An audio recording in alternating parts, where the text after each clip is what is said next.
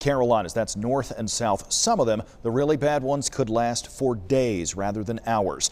5,400 line technicians and service teams are ready to respond, some of them coming from as far away as Florida and the Midwest to be here. Following this storm, they'll assess the extent of everything. Sometimes that can take up to an entire day.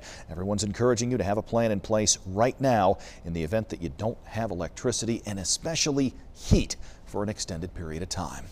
Our Justin Schreier joins us live this evening as we continue our team coverage. He is in Greensboro, where dozens of power trucks are getting ready, potentially to move very, very soon. Justin, what are you hearing and what are you seeing from those crews out there tonight? And Kenny, good evening. Many of these crews that are out of town are staging here behind me. You can see what looks like hundreds and hundreds of trucks. This is acting as their centralized hub as they wait for Mother Nature to take its course. We're expecting a very challenging few days. Fresh off of a winter storm that damaged power lines across parts of North Carolina, Duke Energy says they are anticipating an ice storm that could knock branches down onto lines and trees onto utility poles. We saw in the last storm was thousands of these individual outages. And you do all that work to restore 20 or 30 customers, multiply that by thousands of outages, and you really get a sense of the type of scale of damage you see from these types of storms.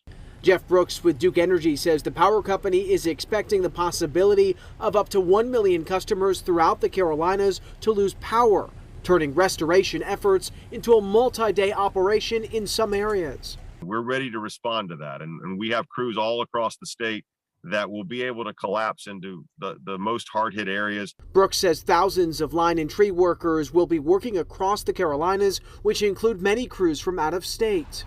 And if your power does go out, David Wilson with the Red Cross says instead of using oil lamps and candles to light up rooms, use flashlights or glow sticks. He says if you have power and are able to use space heaters, it's important you keep them away from anything that could catch fire. For example, curtains.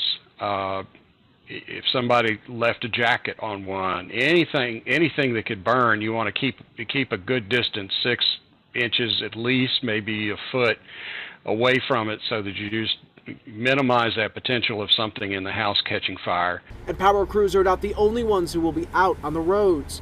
The North Carolina DOT's Division 9 office, which serves multiple counties, says they are expecting to call crews in at around midnight. And on top of salt and brine, crews will have access to chainsaws and backhoes in anticipation of falling trees and limbs. If there is a utility involved in that tree, we will not remove it until the utility is removed. So it may lay there until the utility company gets out there and can remove their lines from it. As utility crews rest up and wait. There is an army ready to respond to these outages.